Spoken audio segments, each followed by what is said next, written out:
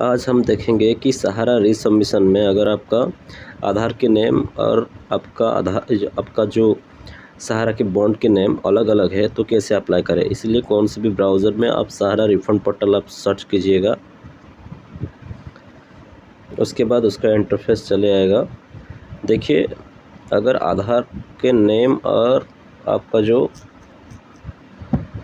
Bond का name mismatch है, दूसरे नाम पर है, अगर आप नेम चेंज किए हो आफ्टर मैरिड, अगर कुछ भी प्रॉब्लम हो, कुछ भी दिक्कत हो, तो इससे हम कैसे करेंगे, हम रीसबमिशन में लॉगिन करेंगे। ये अप्लाई करने के बाद जो आप पहले बार डिपॉजिटर लॉगिन और उसके सबमिट करने के बाद जो रीसबमिशन करते हो, रीसबमिशन में आपको कैसे अप्लाई करना है स्पेसिफिक ये प्रॉब्लम जिसका नाम मिसमैच है, आधार में एक नाम और सहारा के बॉन्ड में एक नाम, उसे कैसे सॉर्ट आउट करना है।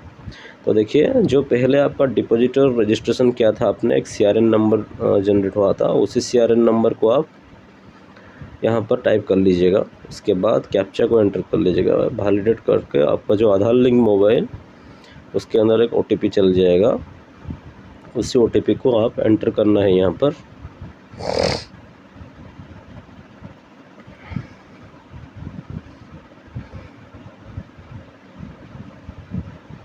एंटर करने के बाद जो डिपॉजिटर कंसेंट है वो आ जाएगा, उसको नेक्स्ट करके आप टोटल आपका डिटेल्स देख सकते हो। उसके बाद नेक्स्ट करना है आपको। देखिए, यहाँ पर जो आपका डेफिशिएंसीज है वो दिखा रहेगा, Aadhaar full name does not match with the database record provide by the society. ये बेनिफिशियरी का क्या हो गया कि उसका जो आधार नेम था वो पहले से जो था वो चेंज कर लिया है आफ्टर मैरिड। तो हम इसे कैसे करेंगे, इसके लिए डेफिशिएंसी कोड होता है D018। तो ये कोड आपको दिखाई देगा, ये प्रॉब्लम्स है। तो आप कैसे आपको रेक्टिफाई कैसे करेंगे, देखिए उसका जो पेंडिंग अमाउंट था 21,914 जो था वो उसका पेंडिंग में है। तो हमको क्या करना है, हमको यहाँ पर देखिए वो बॉन्ड भी पहले से अपलोड हुआ था पर यहाँ पर वो सबमिट नहीं हो पाया। देखिए, उसके बाद आपको यहाँ पर चले जाना है, आपका वोटर कार्ड आपको डाल देना है, नेम वोटर कार्ड के अनुसार जो हो उसे भी डाल देना है, आधार कार्ड।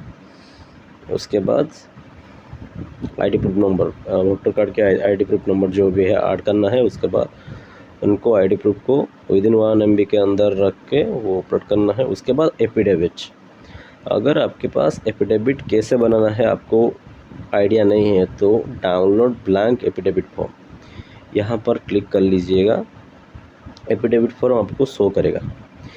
वो एफिडेविट फॉर्म डाउनलोड करने के बाद जैसा एफिडेविट फॉर्म आएगा उसको लेकर आपको ब्लॉक ऑफिस के थ्रू जाना पड़ेगा। जो ब्लॉक ऑफिस में वेंडर होते हैं उसके अंतर्गत आपको जाना पड़ेगा। उसके अनुसार वो एक नोटरी बना देंगे, आपको नोटरी बनाकर आपको दे देंगे। उसे वोटर कार्ड के अनुसार वो एफिडेविट के अनुसार एक नोटरी बनाएंगे। वो नोटरी को आकर आप यहाँ पर पेस्ट कर दीजिएगा। विदिन 1 MB के अंदर रख के आप उसको अपलोड कर लीजिएगा।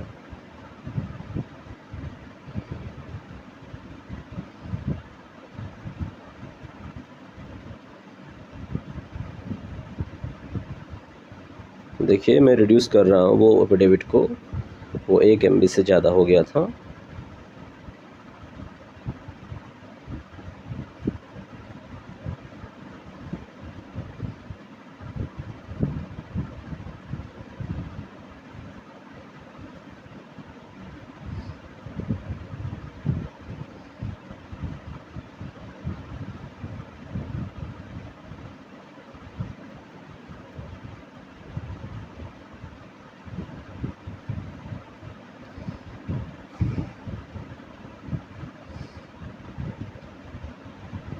अपलोड करने के बाद आप देखिए जो डाउनलोड, देखिए अगर आपका नेम मैरिड से पहले अगर कुछ है, मैरिड होने के बाद कुछ है, तो यहाँ पर क्लिक कीजिएगा। उसके बाद आपको मैरिज सर्टिफिकेट अपलोड करना पड़ेगा। तो ये पॉसिबल नहीं है, बहुत लोगों के अंतर्गत मैरिज सर्टिफिकेट नहीं होता, तो आपको उसे ऑन टिक रख देना है। उसके बाद आपको प्रोसीड कर लेना है, यस पर क्लिक करना है।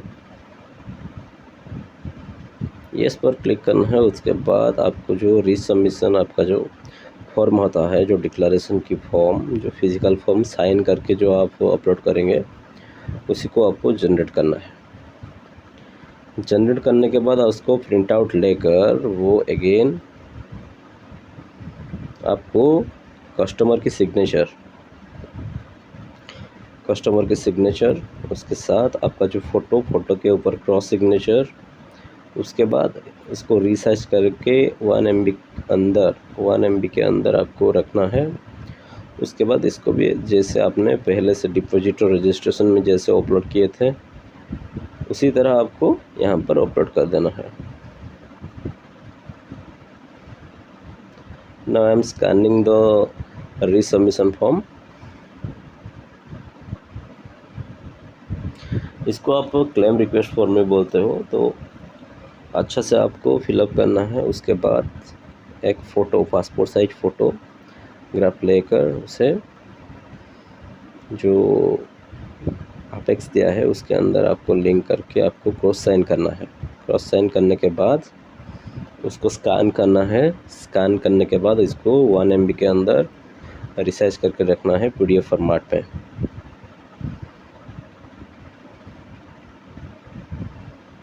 सो स्कैनिंग इज़ कंप्लीटेड।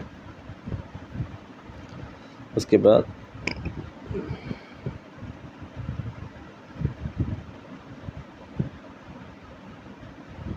देखिए ऐसे जो फ़ोटो है उसके अंदर फ़ोटो लगाना है। इसको प्रिंट आउट निकालना है। इसको प्रिंट आउट देकर कस्टमर के थ्रू आपको जो सिग्नेचर, उसके बाद आपका जो डिटेल आपका है उसके नीचे आपका जो सिग्नेचर वहाँ पर ले लेना है आपको।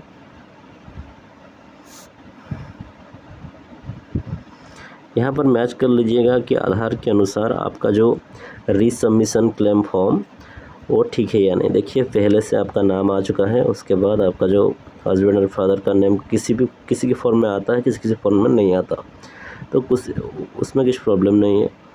उसके बाद आपका डेट ऑफ बर्थ आधार के अनुसार है या नहीं।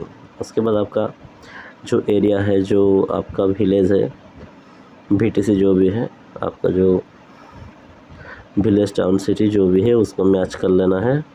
उसके बाद आपका पिन कोड, उसके बाद आपका स्टेट। देखिए जो CRN नंबर जो जनरेट हुआ था, अगर आपके पास CRN नंबर भी नहीं मिलता है तो आप फिर से डिपॉजिट और रजिस्ट्रेशन में लॉगिन करके उसको रिट्राइव कर सकते हैं। पर ये इम्पोर्टेंट होता है, अगर आप रीसबमिट करते हो आपको ज़रूरत पड़ेगी तो ये नेसेसिटी होता है।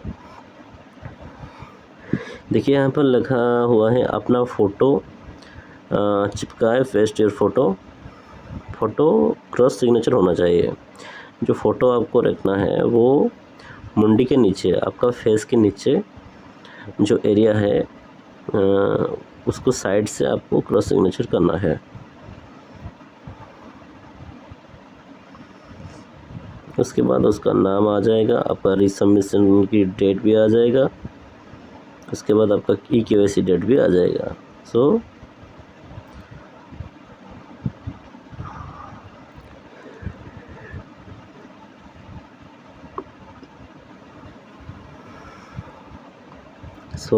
नाउ हम इसको अपलोड कर देंगे।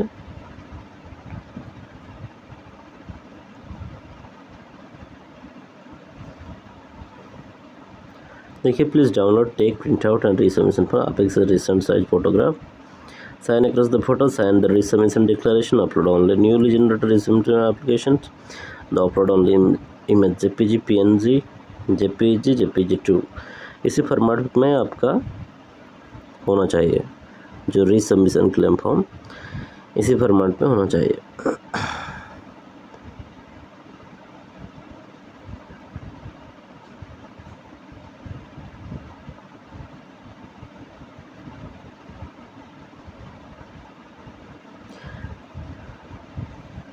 जब भी आप रीसबमिशन करते हो तो आप जहाँ पर भी रीसबमिशन कर रहे हो उसको पूछ लेना कि आपका DBT अकाउंट है या नहीं। अगर DBT अकाउंट है तो आपको पहले पेज में शो करेगा, अगर DBT अकाउंट नहीं होता तो आप पहले ऑप्शन से नेक्स्ट पर नहीं जा सकते थे।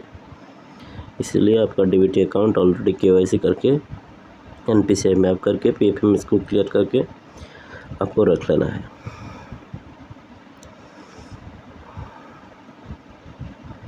देखिए यहाँ पर थोड़ा स्कैन होने में थोड़ा दिक्कत होता है, थोड़ा आपको लेट होता है, तो आप फॉर्म को ऐसे छोड़ दीजिएगा।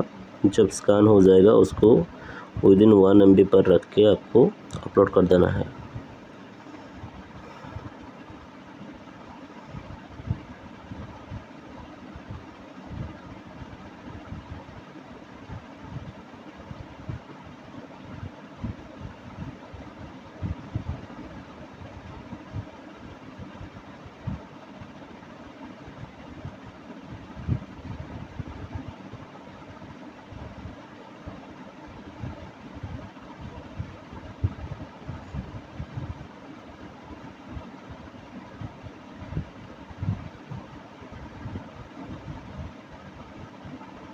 देखिए, in case you find any error please correct now by getting back and editing।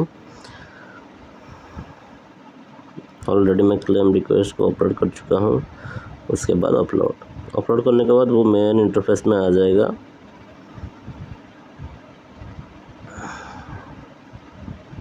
Application रीसबमिटेड successfully, उसको ओके कर देना है। तो अगेन आपको एप्लीकेशन डेट दिखाई देगा, जो बेनिफिशियरी अप्लाई किए हैं उसके नाम और उसका डेट, एप्लीकेशन डेट आपको दिखाई देगा। उसी को प्रिंट आउट निकल कर आप कस्टमर को दे सकते हैं।